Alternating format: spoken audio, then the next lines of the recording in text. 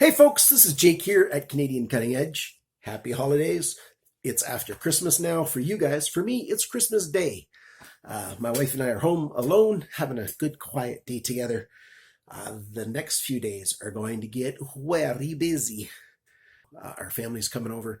That means all of our kids, their spouses, or if they're not married, girlfriend, grandkids. Plus, it's our anniversary and New Year's and stuff. So we get a quiet Christmas day, and I want to talk to you about these. These are two stones that I got a couple months ago. These are slightly radiused. There's a slight curve to them, made by the VENEV company, which is a Russian company that does industrial diamond work, and they make stropping stones or sharpening stones. I've mentioned probably about a year ago these stones. I have a set of 4 of these, and these are made by the VENEV company, and there's 2 grits on each stone. So I got 8 different grits, and this is slightly wider than mini stones, and these things are awesome.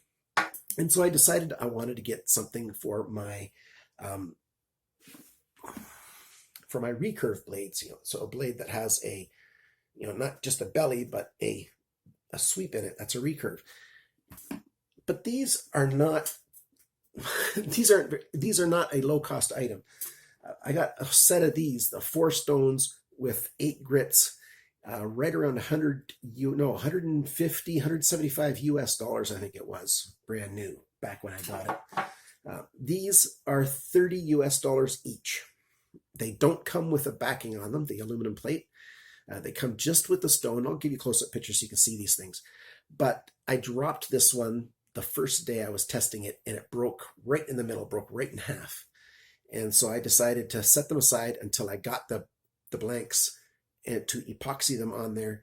And I'll show you how I epoxied these on here, at least a little bit of clips. And now it's ready to do work. So let me talk about these. I'll go to the desktop, give you a little bit of video of them in use as well, but just a short little video saying these are definitely worth it. Yes, they're expensive, but if you're going to be sharpening your knives, you should get the best stones you can get for the money, because stones are a consumable. And so I think of it this way.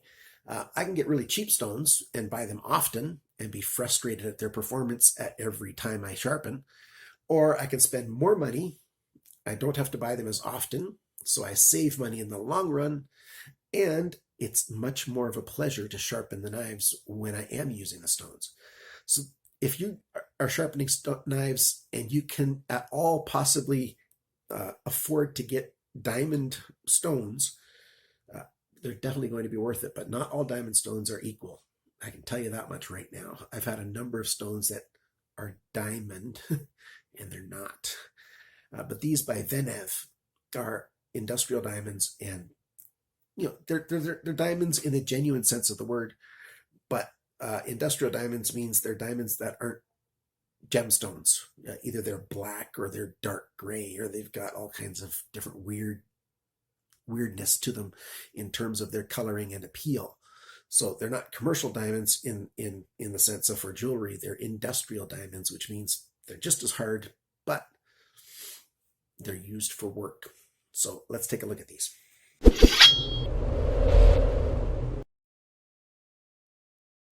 Here is that rectangle stone. And the reason I'm showing you this is, let me focus on it here. So here you can see in the middle, there's just a metal material, and then you see a layer on either side. And that layer is the diamond material, about 2 millimeters thick. And, you get 2 different grits on here. So these are the same way. When I broke it in half, I could very clearly see, when I broke it in half, I could very clearly see these same layers. And you can see the crack right there. Just barely. There you go. On that angle, you can see the crack. But you can see that it's a stone that you can see some of the grit to it. And there's the shape of it on the end. It's got just a slight radius. So it's not for super sharp recurves, but it does those better than a flat stone, of course. But the fact that it is so narrow this way also helps to do recurve stones as well, recurve blades as well. And so that's all that there is to look at. This is an 800 grit stone, and this is a 240 grit stone. The thing is, with these diamond stones, they look a whole lot smoother than the same stone would be if it was like a silicon carbide stone, and it feels smoother than the same grit in a silicon carbide stone as well. So don't let that throw you off when you get them. So basically, you've got a recurve blade, and you want to slide your stone across and up and down at the same time so you can get all the different edges. You don't spend a lot of time in one spot. You just don't do that. And you don't just go back and forth like that. So you take it and you just slide it across, and you slide it across, and you keep the stone moving laterally and along the length of the stone. And that's how you use one of those stones. And that's really all there is to it. So let's put this thing on the sharpening system. And actually, first, before you see it on the sharpening system, I'll show you a little bit of footage of me epoxying this together in case you want to do that with yours. Okay, so here I am. I'm going to work on these stones. I've got these two stones. These are diamond stones with just a slight radius on them. Perfect for little recurves. But I learned my lesson. I dropped it a very small ways, and it landed on, my OSB wooden floor downstairs, and it just broke. So they are fragile, but I did get to see now exactly how deep the material is. It's a little bit harder to tell on the end because of the way it's made, but you can see that it's a good 2 millimeters thick there, and then there's the base material underneath. So that's good. That'll give a lot of life before that wears down. So what I'm going to do is I'm going to glue these up using epoxy the same way that I did these Boride stones, these CSHD stones. I got some other narrow stones from Boride as well. And very simply, I use these blanks like this one, these aluminum blanks that are chamfered on the end. And just take a little epoxy and glue them on there. And then that way they stay in the holder of my sharpening system, TS Prof, Hapstone, what have you. And I can sharpen with them, much less risk that they're going to break. And it's just stiffer, hold, stronger. It's just a better way to do it. So I'm going to do that here. This one's easy. I'll just glue it on in one step.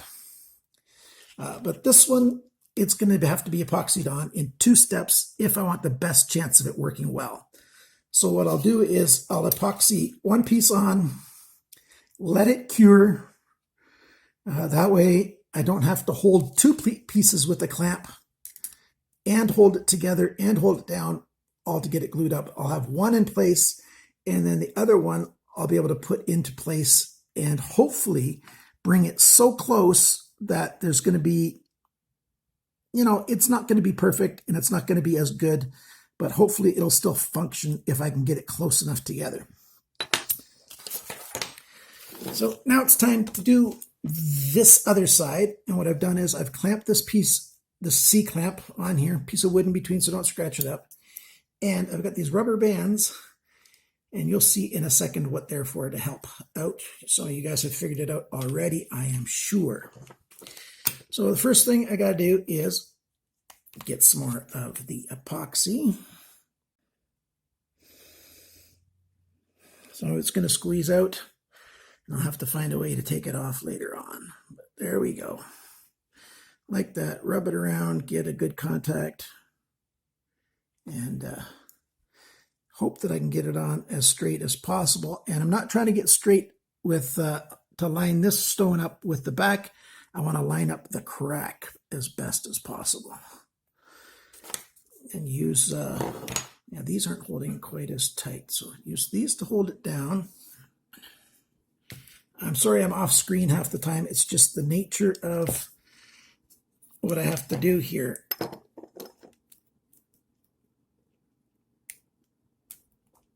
There we go. Put those on there like that. That's good. That's actually very good. So there you go. That's going to hold it like that. And then I want to put these on top as well. After that pressure's on there. Yeah, that's going to work. So I'm going to use my TS Prof K02 for this demonstration. I bought one of those narrow stone holders. I don't know if you've seen the video. The base stone holder is this one, and so the one I'm going to use is the narrow one instead, just because it has less overlap, so I can see more of what I'm doing. Center it up in there, and these industrial diamond sharpening stones, you're supposed to use water with them. I use soapy water, and I like to get everything just a little bit wet there. Oh, forgot to take that off. This is also a new clamp that I got, and I'll do a video about that soon. So that's all it takes. Just move the stone up and down and across. I'm lucky because the holder is wider than the stone, so if I bump into this, it's just the holder bumping onto that G10, so it's not a problem.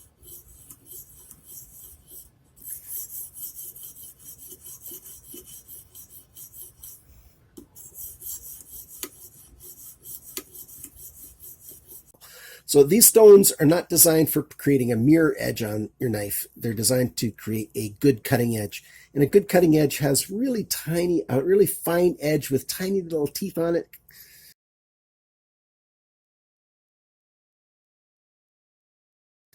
You can't see them with a naked eye. You can barely see them with a strong microscope. So, but that's what it leaves. And so I'm not going to try to put a mirror edge on here. I just want to get it polished up to 800 grit here. So as you're learning to sharpen your knives more and more, you'll rely on all of your senses. You'll rely on, when you're holding this, you'll feel the friction through the bar. You'll use your ears to hear how it changes and everything. And of course, use your eye, see what's happening.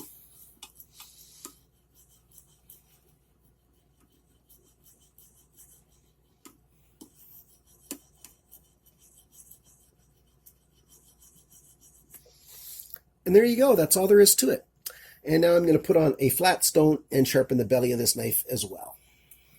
But you don't need to watch that. Well, I hope all of that made sense to you. If you've got any questions, put them in the comments below. If they're questions that you definitely want to get answered, sometimes I miss some of the comments on the YouTube comment section. I do try to read them all and respond to almost all of them. But if it's something that you really need to know, send me an email at canadiancuttingedge@gmail.com. So there you go. I've also got these Boride stones that I really love, the CHSD stones, and I do the same thing. I glue them on, epoxy them onto these aluminum blanks. And I got a tiny little label maker so that I can put on there exactly the grit that the stone is, because this side here, those numbers, those will wear off pretty quickly after just a little bit of use.